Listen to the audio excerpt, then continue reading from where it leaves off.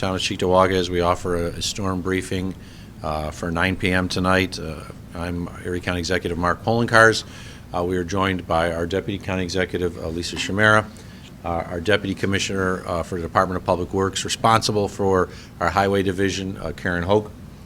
Behind me, we have Chiefs Carney and Brizzolaro from the Erie County Sheriff's Office, as well as our Commissioner of the Department of Homeland Security and Emergency Services, Dan Neverth. And we are joined by Leanna from Deaf Access Services, who's offering the American Sign Language tonight. We wanted to give you an update on what is occurring, what has already occurred, and the expectation for the near future. Currently, there are states of emergencies in the County of Erie, the City of Buffalo, the Town and Village of Hamburg, the Town of Amherst, as well as the Village of Angola. We've just been advised that there is a power outage affecting 2,119 customers in the town of West Seneca. There are scattered outages elsewhere. We wanted to put that to the top because we often see, unfortunately, in these storm situations, when you have outages, people will run generators in their homes or in their garages. We want to highlight, if you have a power outage, as there are already have occurred with the snow that's come in, please, please, please never run a generator inside your house or inside your garage. It should be at least 15 to 20 feet away from your home, because we don't want to have our first responders have to come out and find out that someone has perished because of carbon monoxide poisoning.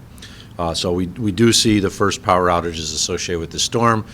We expect, because of the amount of snow that is supposed to fall, and it's a wet snow, that there will be additional power outages. Just in the last hour alone, power outages to 2,119 customers have occurred in the town of West Seneca. Now, regarding the snow, per the National Weather Service, the snowfall rates of 1 to 2 inches per hour will increase to 3 inches plus per hour in the overnight hours. And just since the snow started, which was a little over an hour ago, the National Weather Service has recorded 3.1 inches of snow at the airport. We do know that it is snowing through the vast majority of the Buffalo metro region right now. It is starting to lighten up a little in the south towns, but as you can see on our radar, you can see the band is starting to form over Lake Erie that we are expecting will be the powerhouse that drives most of the snow in the overnight hours. So what you're going to see are certain areas of Erie County, according to the National Weather Service, that will wake up by 7 o'clock in the morning, and there will be maybe up to 24 inches that will have fallen in the overnight hours. And there are other areas of Erie County, the vast majority of which is northern Erie County in the Buffalo metro region, which will see 12 to 18 inches in the overnight hours, and that is till 7 a.m. So while some people are saying, well, we don't have 10 inches of snow on the ground already, you got to have the first few inches until you can get to that higher amount. And what the National Weather Service just sent to us is the expectation that there, in the narrowest part of that band, there could be 2 feet on the ground by 7 o'clock in the morning, and 12 to 18 inches for significant portions of Erie County. And then, of course, snow building up on top of that through the hours next afterwards, after 7 a.m. And as I said, we've been watching the band. It actually is starting to materialize, and the one that they're expecting will really start to hit in the late evening hours and the overnight hours. They'll be providing the significant amounts of snow at rates of 3+ inches an hour. And as was said earlier, it's possible it could go as high as 5 inches an hour during that initial period. Driving ban, of course, we announced as part of the state of emergency, a driving ban went into effect in Erie County at 9 p.m. I'd spoken to the governor, as well as communicated with the New York State Department of Homeland Security and Emergency Services Commissioner Jackie Bray, New York State Department of Transportation Commissioner Marie-Therese Dominguez, and it was decided that in the best interest of the public that we would institute a driving ban for all of Erie County effective 9 p.m. We are going to reevaluate that for the extent and locations of the driving ban in the morning. We were very worried, based on the reports from the National Weather Service, that most of Erie County was going to receive a significant snowfall in the first few hours of this. And we did see most of Erie County receive a significant snowfall. When you think about it, in 1 hour, 3 inches an hour is a lot of snow. So we are going to look at this again in the morning.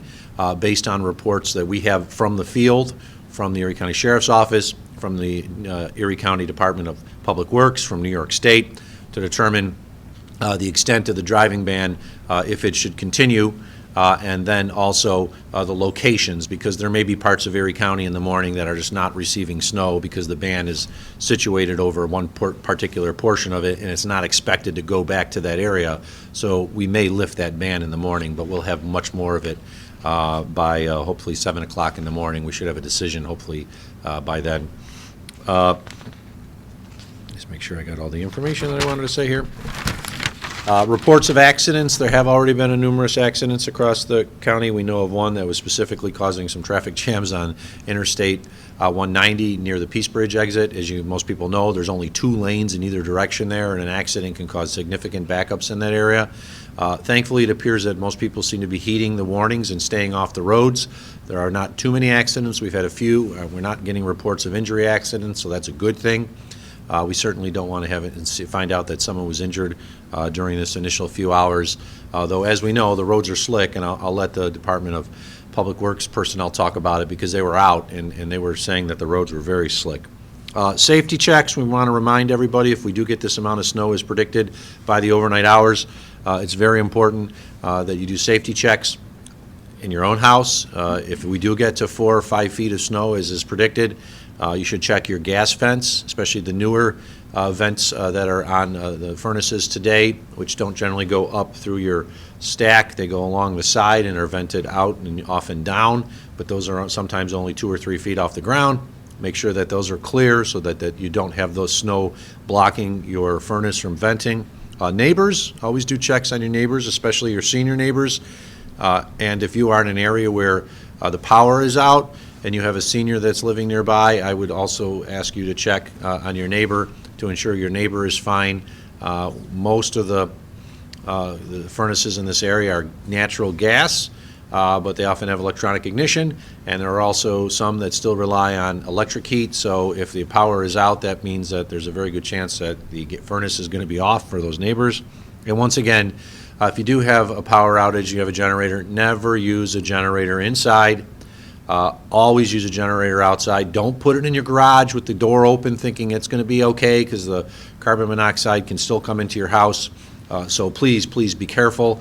We do not want to have any incidents that we've unfortunately seen in the past where people perish because they used a generator inside the house when it should have been used outside, and it just unfortunately takes their lives. So with that, I'm going to turn it over to our Commissioner of Public Works, Bill Gary, to give a little update on the roads, the plows that we have on the roads, as well as conditions and what they're expecting in the overnight hours. Thanks, boss. Good evening. Yeah, so we have a full complement of crews out. The southern half of the county, we've had crews out since yesterday and this morning going through where we've seen some localized lake bans. As County Executive said, we did do some traveling around, talking, communicating with our crews. It's a slow go out there. This is a real heavy wet snow, so it is very slippery, but the weight of the snow in and of itself can cause some problems. So if you're shoveling, be very mindful of that and take your time. But the crews have reported in that traffic is very low, obviously this time of night, which hopefully people are just heeding the warning to stay off the roads. That's going to help our crews get around the beats a little bit faster. But as National Weather Service predicted, it started on time, and the intensity is a little bit higher than what we had anticipated. But it seems these bands are shifting quite a bit. The southern half of the county, we're starting to see some breaks in there with the snow, but it's really setting up in the first ring suburbs and around the city right now. We'll anticipate having full crews, rotating everybody out about every 12 hours, and we'll be on staff until the duration of this event and probably into Monday. That's about it.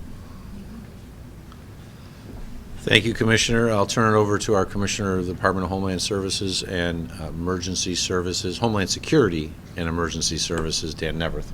Commissioner. I think the county executive has covered just about everything, but the Emergency Operations Center, we've got one-stop shopping at this point. We've got our representatives from the Sheriff's Office who we work very closely with. They give us that best snapshot along with highways with regards to what's going on throughout the entire county. So it's great to have that partnership, as is usually the case during these. We've got our fire safety office that's here. We've got our disaster preparedness office. We've got state representatives from the Office of Emergency Manager here. We also have EMS from not only the county, but also from the state on hand. So it allows us to keep monitoring things. We're in constant communication with the utilities from here, so that if we have any issues or something we need done or they need addressed, we can do that very, very rapidly. So other than that, that's the situation status from the Emergency Operations Center. Thank you, Commissioner. And as I noted earlier, we are having, and the Commissioner just noted, we're having good cooperation, of course, actually great cooperation with our friends in New York State. I've been on the phone and talked today with the Governor, as well as was with her earlier, but also Commissioners Bray and Dominguez about the resources that we need. They brought in resources early. They brought resources from other parts of New York State to assist in what will inevitably be a 36 to 48 hour snow removal job that we hope is no longer than that. So I want to thank them for their support of our efforts. One of the best ways to respond to a storm is to have the proper resources in place at the beginning of the storm. In prior storms, we often saw resources come into our community 3-4 days after the snow had started. Now the resources are here already, and I really feel comfortable, not comfortable, but I feel that this will really help us in responding to this and getting through it in a short manner. I also just want to thank all the first responders, the members of Public Works, law enforcement who are putting in time and effort. And while a lot of people are going to be going to bed very soon and waking up and probably finding a lot of snow on their front lawn and their driveway, there's a lot of people who are going to be working in the overnight hours to try to keep the streets as clear as they can be and also to protect our public. So to all of the members of law enforcement, those first responders in the various forms, whether it's fire, EMS, and of course our members of the Public Works who will be out there plowing in the overnight hours, thank you. Thank you for doing this. We know how to handle snowstorms, and that's because we have the right people in all kinds of areas of our local government and agencies to ensure that we can reopen our community as quickly as possible. 3 inches of snow can shut down other parts of the United States. 6 inches to a foot, and they're talking about it being snowmageddon. We know how to get through the snow because we have the right people and the right personnel, and having those additional resources coming to our community before the snow hit is provided by Governor Hochul is a really big help for our community because it's going to give us the resources that we need to get through this as quickly as possible. With that, I'll open it up to any questions. Yes? Obviously, we've talked to you all week about a travel ban. Now there is one. I know you said that we went over the law yesterday on what you had to do to declare an emergency here. What went into that decision to declare a state of emergency? The question is what went into the decision to declare it a state of emergency and to implement a travel ban. It was discussions between state and county actors as to what the expectations were from the information that was received from the National Weather Service. Initially, it was looking like the first snows were probably not going to hit until 11 o'clock. Remember, it was saying 11 o'clock, and of course that isn't the case. The first snow started hitting around 8 o'clock.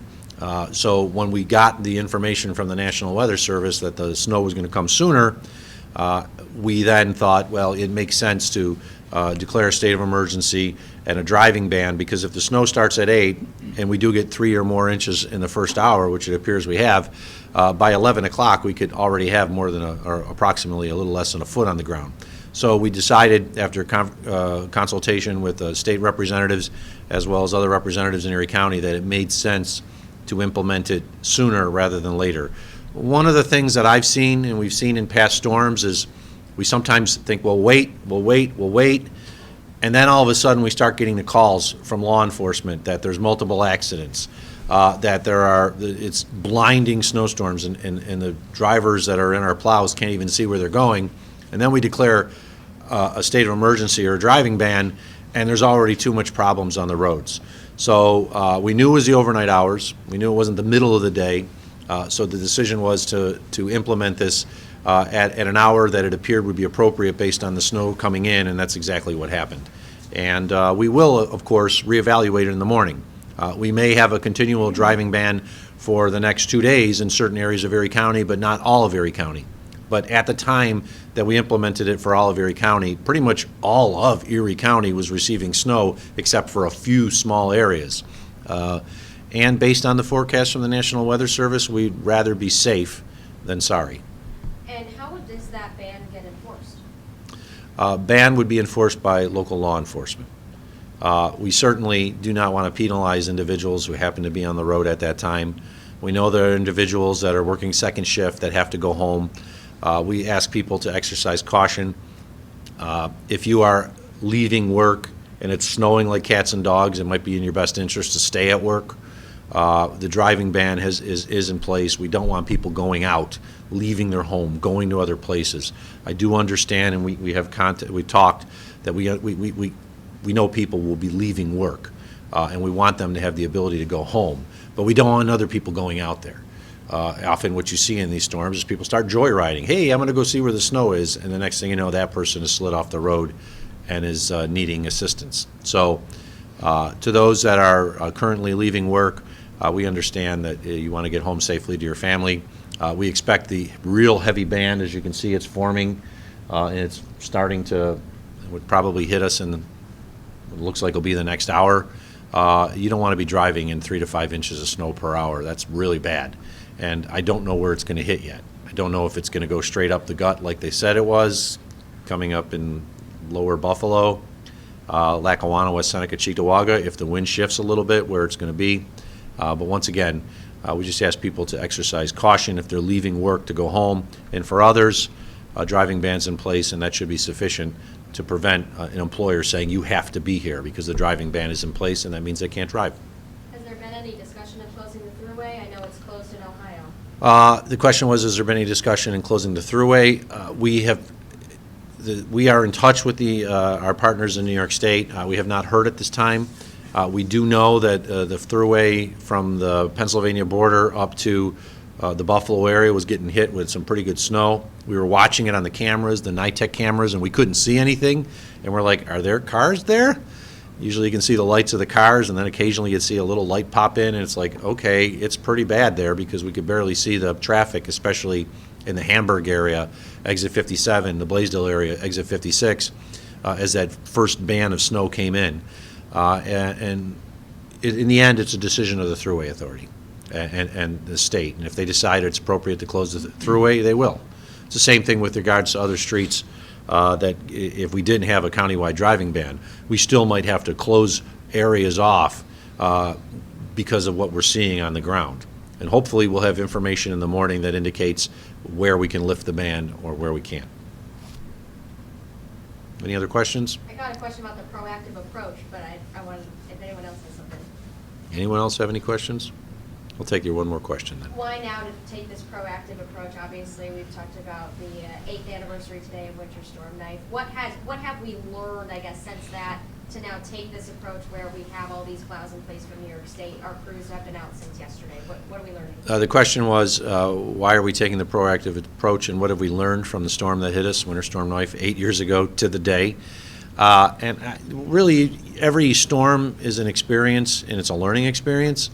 What we did right, what we may have done wrong, and you do an after-action examination to determine what was done correctly, what wasn't. And I think one of the things that we've realized over time is I'd much rather implement a driving ban earlier than waiting for the worst-case scenario and then having it too late. And that's what happened in 2014, is we knew the snow was coming, but we thought because it's going to basically fall in the overnight hours, we'll be okay, we can announce a driving ban in the morning. And what ended up happening is it was so bad in the overnight hours that there were still vehicles on the road, including trucks, especially on Route 5, Route 20, Transit Road, that got stuck, and then our plows couldn't get through. And when our plows can't get through those major routes, then they can't get anywhere in the south towns and the eastern suburbs. So we learned from that lesson that if you wait too long to implement a driving ban, if you wait too long to take this proactive action, what ends up happening is it just hampers your ability to recover. And so that's one of the reasons why, and primary reason why, we've taken the actions that we have so far. I'm hopeful that this is not a 5-day event, 7-day event like that one was. If things go well, even if we get a lot of snow, hopefully we'll be able to clean it up and get out of here so that normal business is occurring on Monday. But we'll just have to wait and see. We'll see what Mother Nature throws at us. All right, everyone, thank you.